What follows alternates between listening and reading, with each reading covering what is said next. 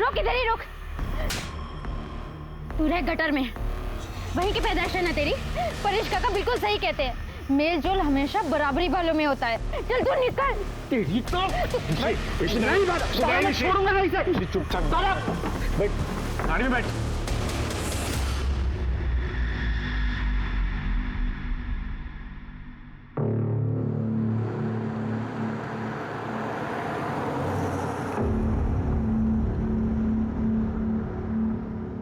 मुझे ना बड़ा मजा आ रहा है तुझे ऐसे देखने में।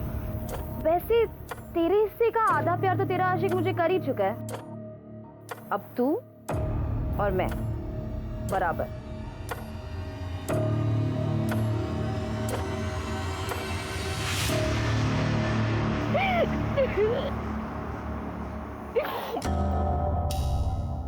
I'm so sorry काका, मेरी वजह से आपको इतना सुनना पड़ा। अरे कुछ नहीं, उसकी बातों को तू दिल पे मत ले, वो कुछ नहीं करने वाला।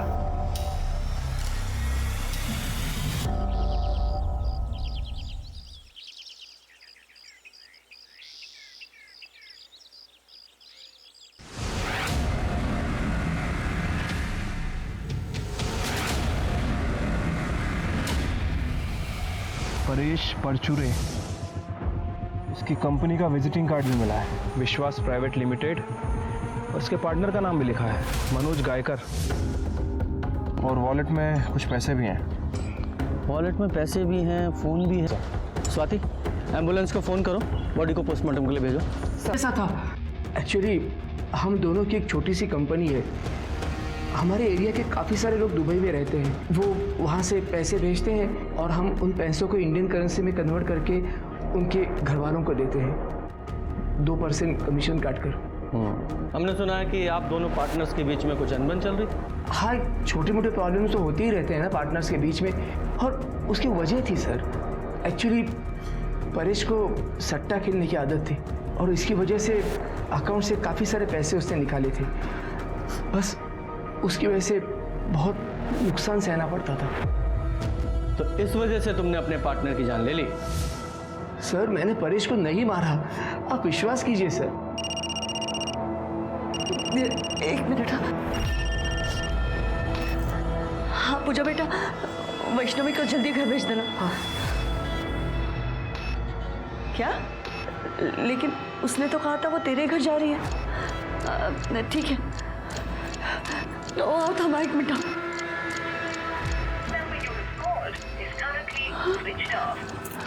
काय झालं सांगशील का? वैष्णवी पूजा के घर में नहीं गई। तू वैष्णवी को फोन लगाओ ना। ओह लाओ ना फोन, उसका फोन स्विच ऑफ आ रहा है। क्या हुआ? ये वैष्णवी कौन है? साहब वो हमारी बेटी है हमारी। क्या हुआ है, डिटेल में बताइए। वो कल ना सारे एलमी माँ, बोल तो। मैं पूजा के घर जा रही हूँ। हम दोनों को एक ही असाइनमेंट मिला है, उसे पूरा करने।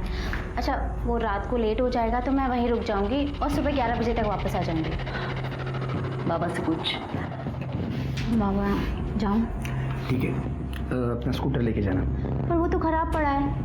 मैं रिक्शा से चली जाती हूँ, 50 मिनट की दूरी पर ही है उसका घर, मानिक नगर में। ठीक है, संभाल के जाना पर। ठीक है, होगा। सर अब पूजा कह रही है कि वैष्णवी उसके घर पर गई नहीं। तो वैष्णवी किसी और फ्रेंड के घर पे चली गई होगी। नहीं सर, ये पक्का उसी का काम है। किसका? ऋषिकेश कोलवणकर। वो कौन है? वो वैष्णवी से शादी करने के लिए आया था, लेकिन परेश को उसके चाल चलन के बारे में पता चल गया था और ये सुनकर वैष्णवी से उसे रिश्ता तोड़ा था और शादी भी तोड़ी थी। तब तो वो चला गया था घर से, लेकिन 2 दिन के बाद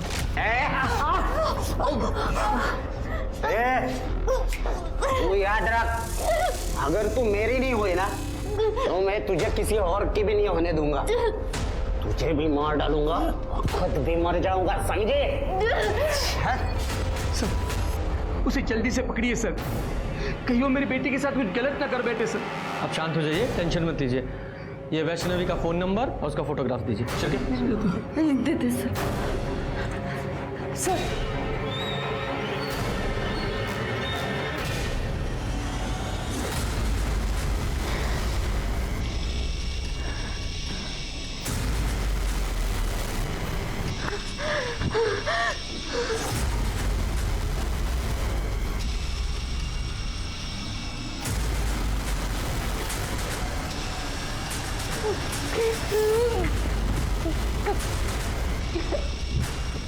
कपड़े उतार। नाम की फ्रेंड के साथ असाइनमेंट करने के लिए गई थी और दूसरी तरफ ये भी बोल रहे हैं कि उसे ऋषि ने गायब किया है। अब ये बताओ, इनकी बेटी वैष्णवी खुद घर पे बोल के गई थी वो अपनी किसी फ्रेंड के साथ सारी रात रुकने के लिए जा रही है। क्यों? इसका एक ही मतलब निकलता है कि वो अपनी मर्जी से ऋषि के साथ भागी है। हो सकता है सर।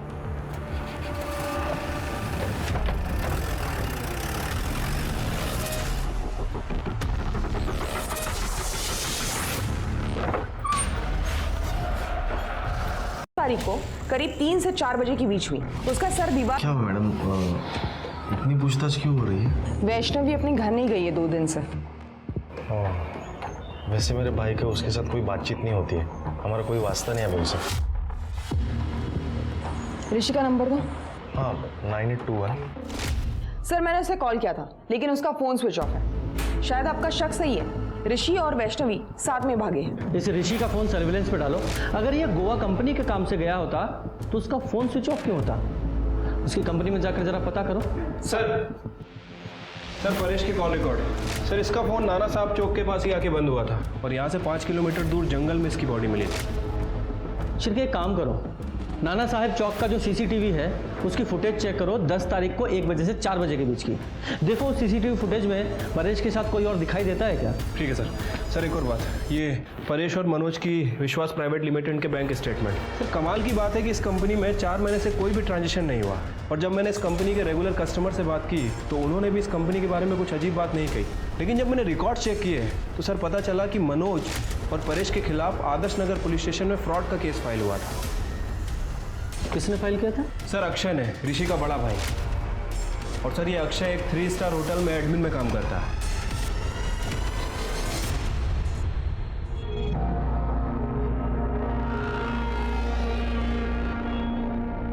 अब क्या हुआ सर? परेश परचूरे को जानते हो? उन्हें कैसे भूल सकता हूँ सर? परेश भाऊ और मनोज भाऊ, उन्होंने 1 साल पहले मेरे 3 लाख रुपए डुबाए।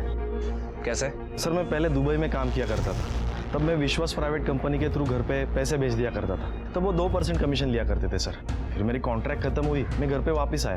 फिर मैंने कैलकुलेशन की सर, उन्होंने 3% से कमीशन लिया था। 3 साल 1% ज़्यादा, मतलब थोड़ा थोड़ा अमाउंट करके 3 लाख रुपए हो गए थे सर। मैं उनसे बात करने के लिए उनके घर पे चला गया। तेरा कोई पैसा नहीं है हमारे पास। देखो परेश भाऊ, मुझे पैसों की जरूरत है, मुझे मेरा पैसा दे दो प्लीज। कौन सा पैसा? तेरी जॉब जाने का फ्रस्ट्रेशन यहाँ आके मत निकाल। चल चल निकल यहाँ से। परेश भाऊ देखो, हाथ में रहो आप, गुस्सा मुझे भी आता है। क्या कर लेगा तू? अरे क्या कर लेगा? गली का कुत्ता है, कुत्ता। परेश मत कर रहे। चल निकल यहाँ से। चल परेश भाऊ, बात को चल। सर तब मैंने आदर्श नगर पुलिस स्टेशन में कंप्लेंट भी लिखवाई थी, लेकिन उसका आगे कुछ हुआ नहीं। ये मनोज और परेश ने तेरे पैसे डुबाए तो तूने परेश को रास्ते से हटा दिया? नहीं सर, वो तो 1 साल पहले की बात है। मेरी अच्छी खासी जॉब चल रही है सर यहाँ पे। एक बात बता, तुम लोगों में इतनी कहाँ सुनी हुई है, फिर भी तू वो मनोज की बेटी वैष्णवी का हाथ मांगने गया तेरे भाई के लिए? सर मैं जितनी नफरत उनसे करता हूँ ना, उससे कई ज़्यादा प्यार मेरे भाई से करता हूँ सर। उसकी खुशी के लिए मैंने मेरा मन बदल दिया सर, लेकिन उन लोगों का नहीं बदला। रिश्तेदारी बराबर वालों में होती है, भिखारियों के साथ नहीं। बहुत ज्यादा बोल रहा है तू, मैं जान से मार दूंगा देखो। मतलब तेरे भाई के पास भी मर्डर करने का मोटिव है? सर नहीं सर, वो तो उसने उस दिन गुस्से में बोल दिया था, वो ऐसा नहीं कर सकता, वो तो बहुत सीधा साधा है। ये तेरा सीधा साधा भाई लड़की को लेके भागा है, मालूम है ना तुझे? नहीं सर, ऐसा नहीं हो सकता, वो गोवा गया, मैंने मैडम को बताया ना। गोवा गया तो फोन क्यों बंद है उसका? पता नहीं सर, शायद कोई नेटवर्क की प्रॉब्लम हो सकती है ना सर। उससे कोई कांटेक्ट होती है ना तो मैं खुद आपको कांटेक्ट करता हूँ, मैं सबसे पहले आपको बोलूँगा। भूलना मत, समझा?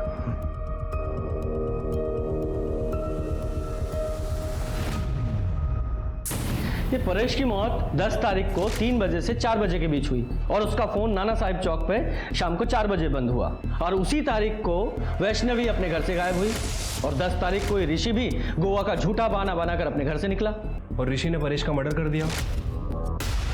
हाँ, पॉसिबिलिटी तो है, क्योंकि 10 तारीख को 1:30 बजे से 2 बजे के बीच में वैष्णवी ऋषि दोनों का फोन अपने अपने घर पे स्विच ऑफ हुआ। मतलब उन्हें पहले से पता था कि उन्हें कब और कहां मिलना है और कहां जाना है। हाँ सर, कॉल रिकॉर्ड्स के हिसाब से 5 से 10 तारीख के बीच वैष्णवी और ऋषि में अक्सर कॉल्स हुए।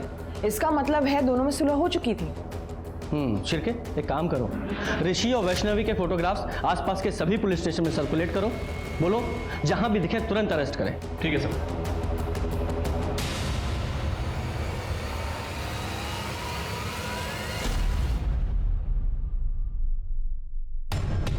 मुझे दे दीजिए ना।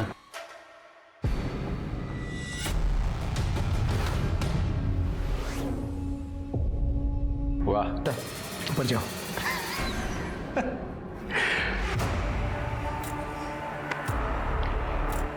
एक डील करते हैं ना मनोज जी। आपकी बेटी तो भाग गई, उसकी जगह पे आप अगर इन मोहतरमा को मेरे पास भेज दो। कुलकर्णी सर, वो बीवी है मेरी, ये कहने लो और चलते बनो। मुझे भी कैश चाहिए, 10 लाख, और वो भी 2 दिन में।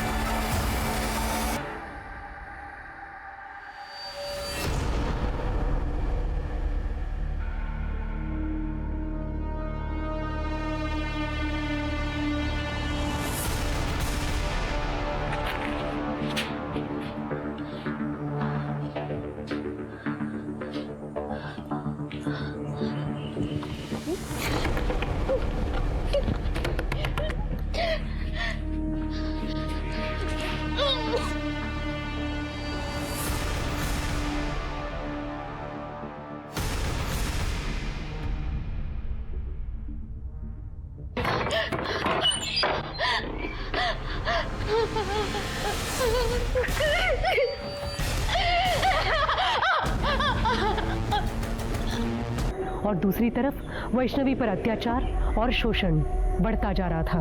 पुलिस वैष्णवी को ढूंढने की हर मुमकिन कोशिश कर रही थी, लेकिन उनके हाथ कोई कामयाबी नहीं लग रही थी। फिर अगले दिन कुछ ऐसी घटना घटी जिसने पुलिस को सिर्फ हैरान ही नहीं बल्कि सोचने पर भी मजबूर कर दिया।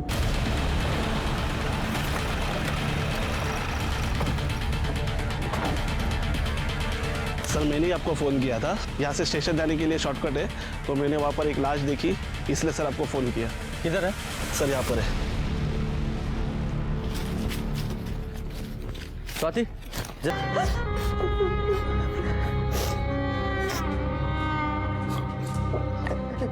सर, वो विपिन हमारे एरिया में ही रहता है। मेरी वैष्णवी ने उसके प्यार को कभी एक्सेप्ट नहीं किया, फिर वो उसका पीछा करने लगा और एक दिन। मेरी और ऋषि की अब बात नहीं होती। देख वैष्णवी, मैं अभी तुझसे बहुत प्यार करता हूँ, एक बार सोच ले। विपिन, मुझे रिश्तों में मिलावट अच्छी नहीं लगती। हम दोस्त हैं और हमेशा रहेंगे। क्या दोस्त दोस्त दोस्त? थक गए हो तेरा दोस्त बनकर। देख वैष्णवी, देख अगर तूने हाँ नहीं कहा ना तो मैं ना अपनी जान दे दूंगा, सच में। छोड़ ये ड्रामे मत कर, छोड़। देख मैं मजाक नहीं कर रहा हूँ, मैं अपनी जान देने को सच कह रहा हूँ। मैं क्या ड्रामे कर रहा है? लग जाता तुझे तो। I can't live without you. I can't live with you. Vaishnavi, Vaishnavi, देख मैं तुझे बहुत, मैं तुझसे शादी करना चाहता हूँ वैष्णवी। क्या हो गया तुझे? छोड़ मेरी बात सुन। मैं वैष्णवी से प्यार करता हूँ। तेरा और मेरी बेटी का मेल हो ही नहीं सकता, समझ रहा तू ना? चल निकल, चल निकल। चाहता हूँ, मुझे अपनी खूबसूरती पर बहुत नाज है ना, तेरी ऐसी शक्ल बिगाड़ूंगा ना कि कोई पहचान भी नहीं पाएगा। अरे चल जा। तो आपने पुलिस में कंप्लेन क्यों नहीं की? उस दिन के बाद उसने उसका पीछा करना बंद कर दिया। हमको लगा वो सुधर गया। यही गलती करते हैं मैडम हम लोग। क्राइम की शुरुआत यहीं से होती है। आपको उसके खिलाफ कंप्लेन करनी चाहिए थी। खैर, कहाँ मिलेगा ये विपिन? वैष्णवी को क्यों मारा? साहब मैं उसे क्यों मारूंगा? मैं तो उससे प्यार करता था। उस पर रेप करने की कोशिश करता और बोल रहा प्यार करता था। सर उस दिन मैं नशे में था। नशे में था तो कुछ भी करेगा, हैं? देख सीधे सीधे बोल वरना डंडा डाल के उगलवाऊंगा। सर मैं कई जगह, मैं सच बोल रहा हूँ। तू ऐसा नहीं बोलेगा। कर दे, अंदर डालो इसे। सर मेरी बात तो सुनो सर। सर मैंने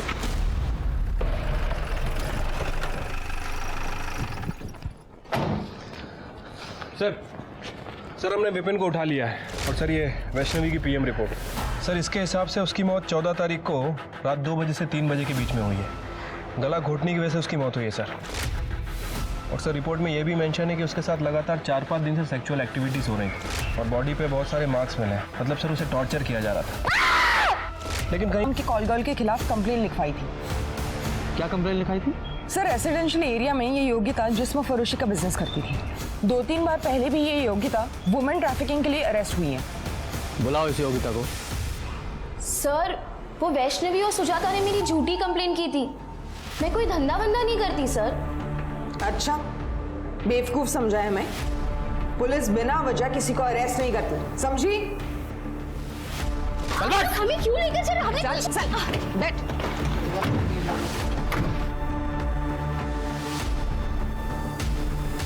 सुजाता और वैष्णवी ने तुझे अरेस्ट कराया था।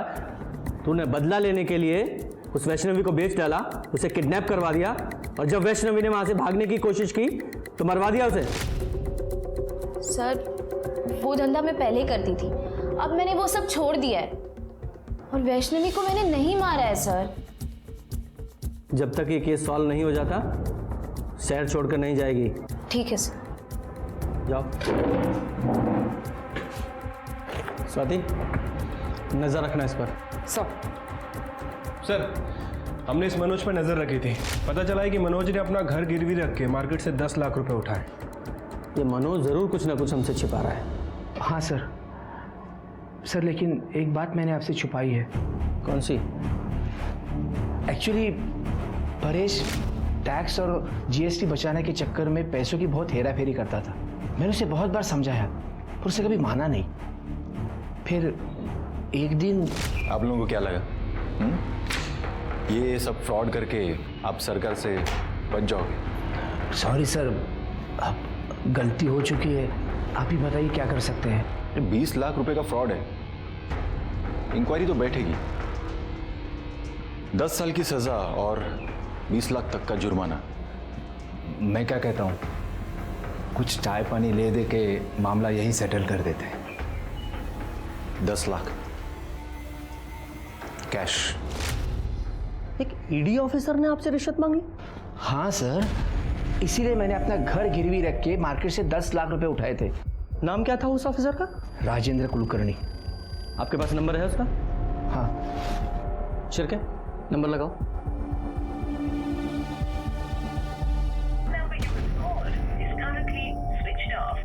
सर इसका फोन बंद आ रहा है। आजकल ईडी में शार्दुल दलवी है ना? उन्हें फोन लगाओ और इस राजेंद्र के बारे में पता करो। ठीक है सर। और मनोज जी, आपको पता है ना, रिश्वत देना और लेना दोनों अपराध हैं। मुझे पता है सर, लेकिन मैं बहुत डर गया था। बाबा, मैं मार्केट जाके आती हूँ। हाँ, संभालो जा।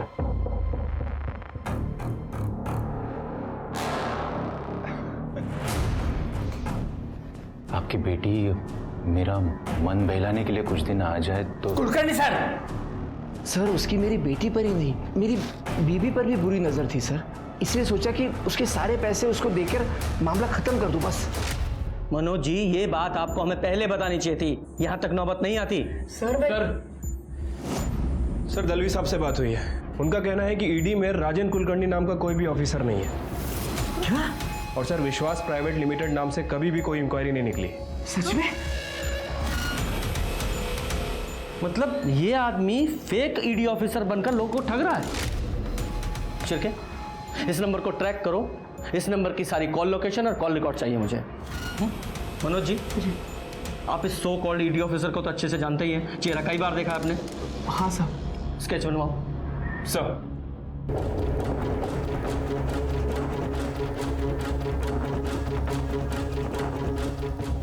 सर, उस ऑफिसर का फोन अभी तक स्विच ऑफ है सर, और मैंने उसके कॉल रिकॉर्ड चेक किए हैं। उसने सिर्फ और सिर्फ मनोज जी को ही फ़ोन किया था। और एक और बात सर, उसके फ़ोन की लोकेशन कभी कभी योगिता के घर के आसपास की थी। योगिता, ये मनोज जी की नेबर ना? Right sir. सर, इनके ब्रीफिंग से ये स्केच बनाया है।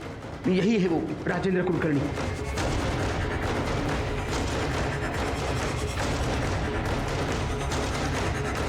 देखो, डरो मत, बताओ यही था? हाँ सर, ये एक बार आया था। ए योगिता, ये अपना पुराना दोस्त है, इसे मजा आना चाहिए।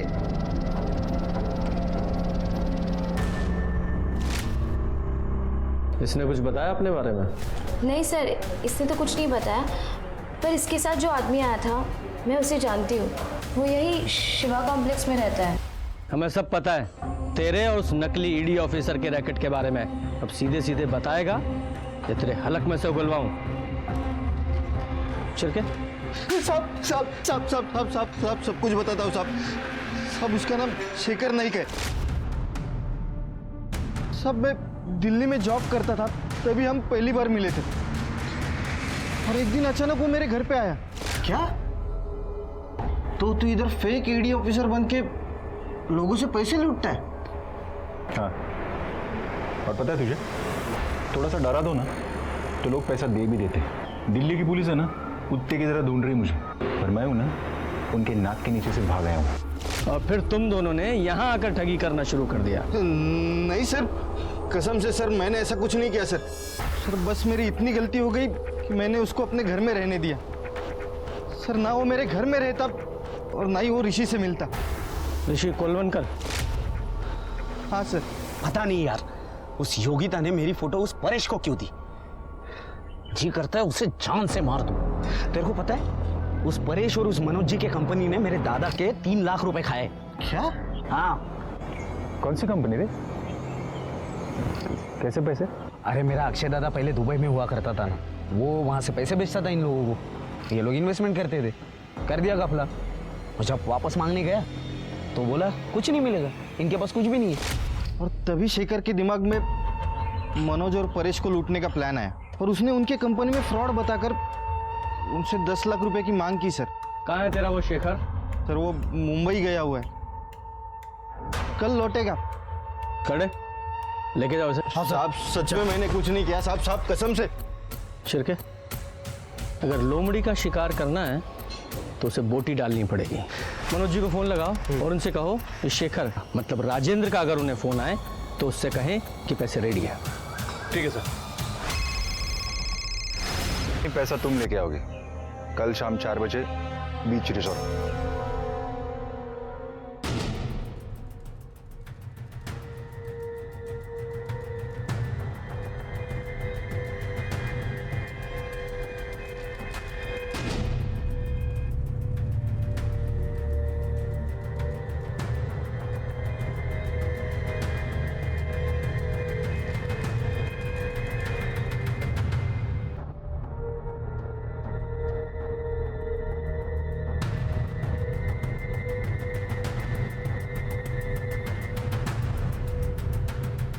Mister Rajendra Kulkarni from ED, I card दिखाइए प्लीज।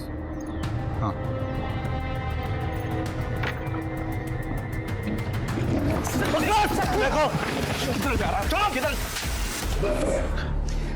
दिल्ली में तुझ पर फ्रॉड के कई केसेस हैं, लेकिन यहाँ पर तुझ पर फ्रॉड के साथ साथ मर्डर और रेप के चार्जेस भी लगेंगे।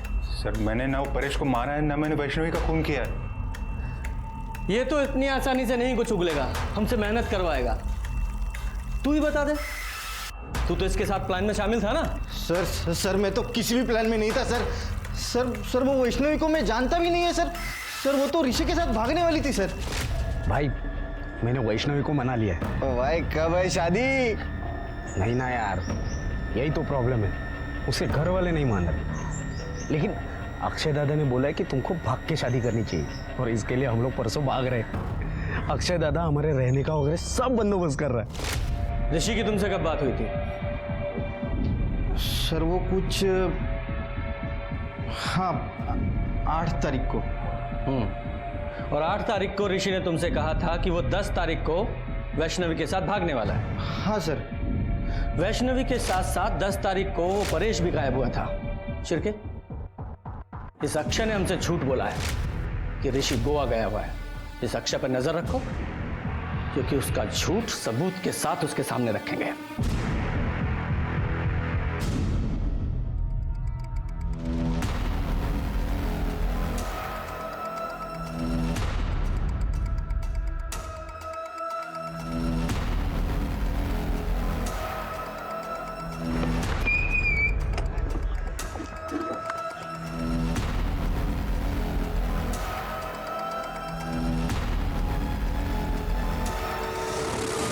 अरे दादा, लेकिन हुआ क्या?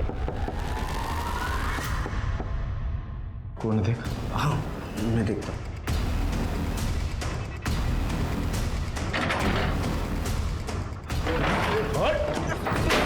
अरे साहब पकड़ो। दादा, दादा अरे सर क्यों? तुम दोनों ने मारा है ना वैष्णवी और परेश को? बोल, वैष्णवी को मारा?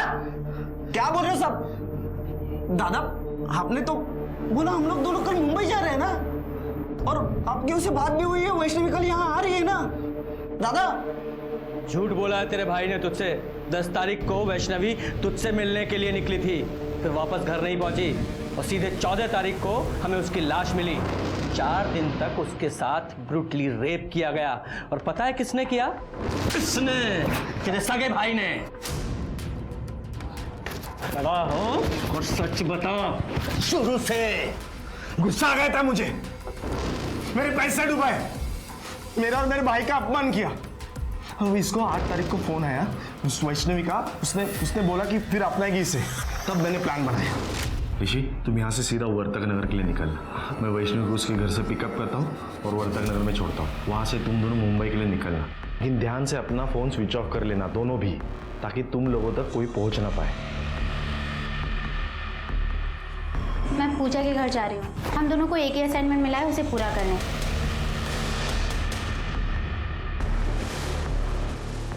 आजा।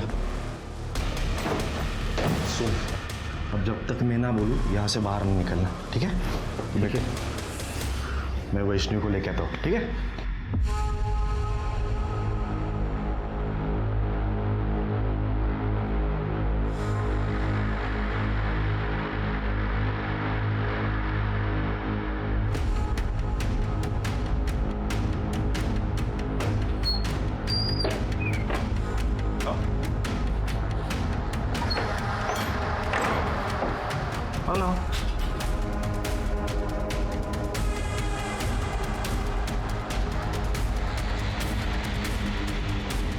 दादा, आप कहाँ लेके आए हैं मुझे? ऋषि कहाँ है? ऋषि ना नहीं आने वाला। तुम्हें सबक सिखाने के लिए मैं अकेले ही काफी हूँ। तेरे बाप की करतूतों की सजा है ना? कैसे? क्योंकि दादा ने मुझसे कहा कि वो जब घर से भाग रही थी तो उसे घर वालों ने पकड़ लिया और उसके घर वाले मुझे ढूंढ रहे, तो कुछ दिनों तो मुझे यही छुपे रहना पड़ेगा। और वैष्णवी कुछ दिनों के बाद फिर से भागेगी, इसलिए मैं यहाँ रुका था सर। झूठ बोलाया तेरे भाई ने, झूठ बोला तुझसे। बता, क्यों मारा तूने वैष्णवी को? बता। गलती की सजा मिली उसको। तब मैं कोशिश करूंगा तुझे उम्र कैद नहीं, सीधे फांसी होगी। लेके चलो इसे।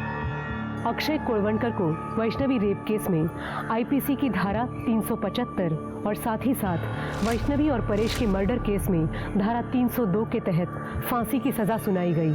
क्रोध अक्सर हमें गलत निर्णय लेने पर मजबूर करता है। क्रोध से अहंकार पैदा होता है और अहंकार हिंसा को बढ़ावा देता है। इसलिए क्रोधित होने से पहले उससे होने वाले परिणामों के बारे में सोचना हमारी जिम्मेदारी है। अब मैं सोनाली कुलकर्णी आपसे विदा लेती हूँ। फिर मिलेंगे एक नए केस के साथ क्राइम पेट्रोल सतर्क जस्टिस रीलोडेड में। तब तक अपना और अपने परिवार का ख्याल रखिए। आप जानते हैं कि हम सब एक मुश्किल दौर से गुजर रहे हैं। कृपया मास्क पहनें, सैनिटाइजर का इस्तेमाल करें और सोशल डिस्टेंसिंग ध्यान में रखें। देखते रहिए क्राइम पेट्रोल सतर्क। जय हिंद।